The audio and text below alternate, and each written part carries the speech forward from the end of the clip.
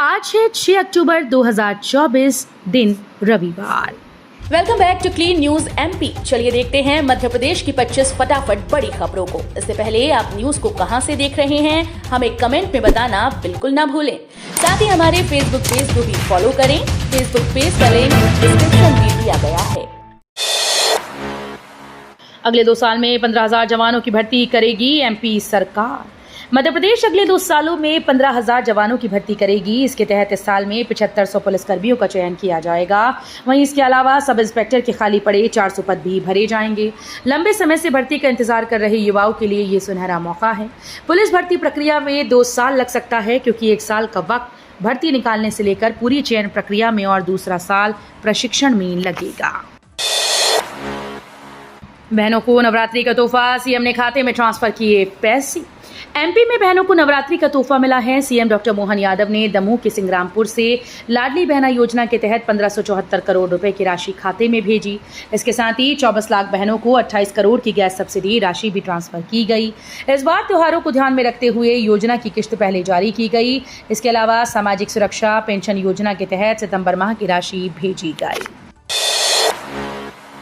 भाजपा गैर राजनीतिक परिवार के 1 लाख सदस्य बनाएगी। Bharatiya Janata party IM BJP future force के माध्यम से प्रोफेशनल्स को जोड़ेगी। वीडी शर्मा ने कहा कि देश के विकास में प्रोफेशनल्स की महत्वपूर्ण भूमिका है। वे राजनीति में आए, ऐसा मोदी जी का प्रयास है। उन्होंने कहा कि मोदी जी के 1 लाख गैर राजनीतिक युवाओं को राजनीति में लाने के अभियान का विस्तार है IM BJP future force. Ratlam के गरबा पंडालों में गैर हिंदुओं के प्रवेश पर रोक। रतलाम के गरबा पंडालों में गैर हिंदुओं के प्रवेश पर रोक लगा दी गई। शहर के सभी गरबा पंडालों में गैर हिंदुओं के गरबा परिसर में प्रवेश पर रोक के बैनर लगाए गए। शहर के हिंदू संगठनों ने आयोजन समिति की सहमति से ये फैसला लिया है। साथ ही शहर के काजी अहमद अली ने भी नवरात्रि में सोशल मीडिया पर चल रहे संदेशों को देखते हुए मुसलमानों से ये अपील की है कि वो मेला और गरबा देखने न जाएं और अपने घरों पर ही रहें। वसूली रोकने के लिए वन रक्षकों ने सीएम को लिखा खून से लेटर। एमपी के वन रक्षकों ने मुख्यमंत्री डॉक्टर मोहन यादव को खून से पत्र लिखकर 165 करोड़ रुपए की वसूली रोकने की मांग की। उनका कहना है कि वन और वित्त विभाग की गलती की सजा उन्हें क्यों दी जा रही है। क्या वेतन बैंक देना है, ये तो इन दोनों विभागों ने तय किया है। फिर 12% ब्याज के साथ वन रक्षकों से अतिरिक्त राशि की वसूली करना गलत है। खून से पत्र लिखने वाले वन रक्षकों में नरेंद्र पयासी व अंजनी तिवारी शामिल हैं। सीएम हेल्पलाइन का दुरुपयोग करने वालों की खैर नहीं। सीएम हेल्पलाइन का दुरुपयोग करने वालों की खैर नहीं। मध्य प्रदेश सरकार ने सीएम हेल्पलाइन का दुरुपयोग करने वालों को चिन्हित करने का फरमान जारी कर दिया। सीएम डॉक्टर मोहन यादव ने कहा कि एक उपयोगी मंच है, लेकिन इसका दुरुपयोग करने वालों की भी खैर नहीं। जो बिना मतलब के फोन करते हैं, उनके खिलाफ कार्रवाई की जाएगी।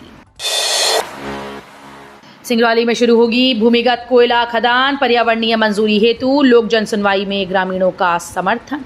एमपी के विंध्य क्षेत्र के सिंगरौली जिले के बरगवा तहसील अंतर्गत प्रस्तावित गोंड बहेरा उज्जैनी कोयला खदान के लिए तलवा गांव में पर्यावरणीय स्वीकृति हेतु आयोजित जनसुनवाई सफलतापूर्वक संपन्न हुई। इस कार्यक्रम में भूमिगत खदान से प्रभावित होने वाले सभी 5 गांवों के लगभग 2000 स्थानीय ग्रामीण उपस्थित रहे। होटलवास में महिला की मौत, सीएम मोहन ने जताया दुख, आर्थिक सहायता का ऐलान। जबलपुर स्थित ITC वेलकम होटल में हुए ब्लास्ट मामले पर सीएम डॉक्टर मोहन यादव ने दुख जताया। उन्होंने इस हादसे में मृतक महिला के परिजनों के लिए 4 लाख रुपए आर्थिक सहायता देने की घोषणा की। साथ ही घायलों के परिजनों को 50-50 हजार रुपए मुआवजा देने का ऐलान किया। उन्होंने कहा कि इस दुखद घटना में घायलों को बेहतर उपचार देना हमारी प्राथमिकता है। समुचित इलाज की व्यवस्था के लिए जिला प्रशासन को निर्देशित किया गया है। मिलों के पेड़ों की कटाई रोकने आएंगे पर्यावरण प्रेमी, मालवा मिल पर बनेगी मानव श्रृंखला। इंदौर में तापमान बढ़ता जा रहा है और बारिश भी कम होती जा रही है। इसके बावजूद लगातार पेड़ों की कटाई जारी है। इंदौर में बंद पड़ी कपड़ा मिलों के पेड़ों की कटाई को रोकने के लिए आज शहरवासी एकजुट होंगे। पर्यावरण प्रेमी मंच के द्वारा आयोजित इस कार्यक्रम में शहर के लोगों से पेड़ों की रक्षा के लिए एकजुट होने का आह्वान किया जाएगा।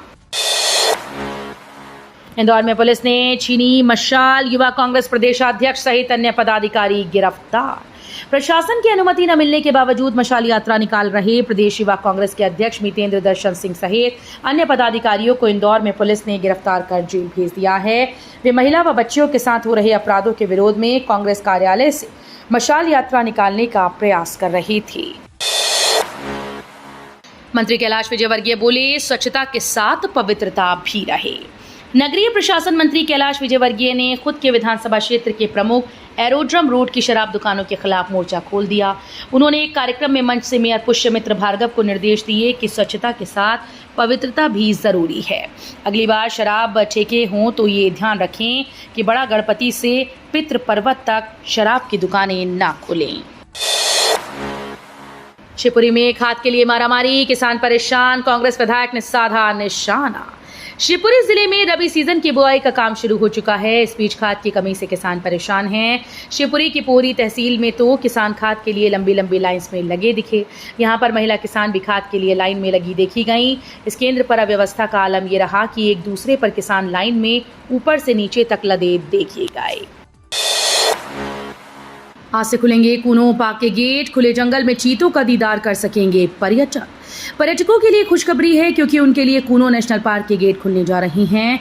विशेष बात तो ये है कि इस बार तीनों गेट एक साथ खोले जाएंगे, जिससे पर्यटकों को प्रवेश दिया जाएगा। कूनो में घूमने आने वाले पर्यटकों को चीतों का दीदार हो सकेगा। कूनो प्रबंधन जल्द ही 2 चीतों को खुले जंगल में रिलीज करने जा रहा है, जिसकी तैयारी कर ली गई।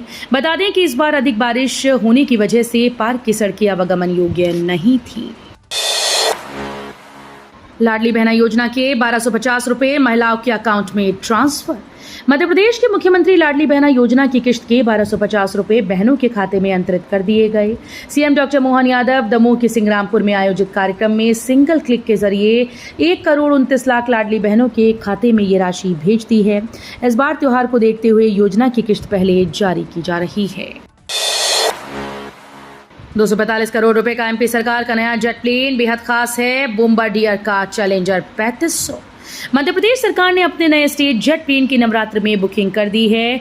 इसे शुभ मुहूर्त मानते हुए राज्य सरकार के अधिकारियों ने नए स्टेट जेट प्लेन की खरीदी के लिए कनाडा की मॉन्ट्रियल स्थित विमान निर्माता कंपनी बोम्बार्डियर को 25 करोड़ रुपए का भुगतान कर दिया।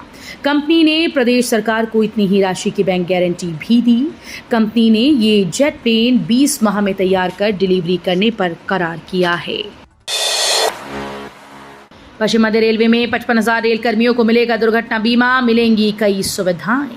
पश्चिम मध्य रेलवे प्रशासन और भारतीय स्टेट बैंक के बीच रेलवे सेवा पैकेज के लाभों को सुविधाजनक बनाने के लिए एक समझौता ज्ञापन पर हस्ताक्षर किए गए। ये एमओयू पमरे के सभी नियमित कर्मचारियों को लाभ मिलेगा, जिसके वेतन खाते एसबीआई में हैं।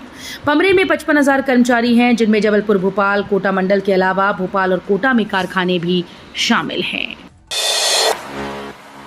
फिर मिला इंदौर एयरपोर्ट को बम से उड़ाने का ईमेल। 10 माह में 5 बार मिल चुकी है धमकी। इंदौर के देवी अहिल्याबाई इंटरनेशनल एयरपोर्ट को बम से उड़ाने की धमकी मिली। एयरपोर्ट के सुरक्षा अधिकारी के अधिकृत ईमेल पर धमकी भरा ईमेल आया।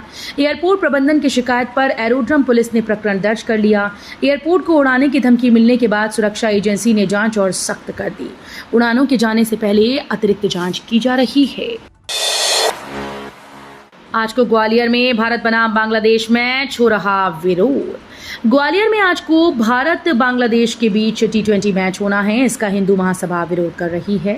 उनका कहना है कि बांग्लादेश में हिंदुओं पर लगातार अत्याचार हो रहे हैं, महिलाओं के साथ गलत काम हो रहे हैं और ऐसे में भारत बांग्लादेशियों के साथ क्रिकेट मैच खेल रहा है।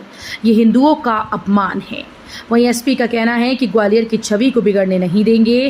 कुछ लोग विरोध में थे, लेकिन उनसे हमारी बात हो गई है। कोर्ट ने दिया नपा सीएमओ के खिलाफ कुर्की का आदेश। छतरपुर में न्यायालय के द्वारा छतरपुर नगर पालिका सीएमओ के खिलाफ कुर्की का आदेश जारी कर दिया गया। इसमें अदालत के आदेश के पालन हेतु मुख्य नगर पालिका अधिकारी के वाहन और उनके कार्यालय की टेबल कुर्सी को कुर्क करने का आदेश जारी किया गया है। भोपाल, इंदौर समेत प्रदेश के 29 जिलों में मानसून विदाई की घोषणा। कुछ दिन तक गर्मी कर सकती है परेशान। मध्य प्रदेश में 21 जून को मानसून की एंट्री हुई थी, जिसके बाद से लगातार भारी बारिश होती रही। प्रदेश के ज्यादातर जिलों में औसत से ज्यादा बारिश दर्ज की गई। वहीं रीवा जिले में औसत से कम वर्षा दर्ज हुई।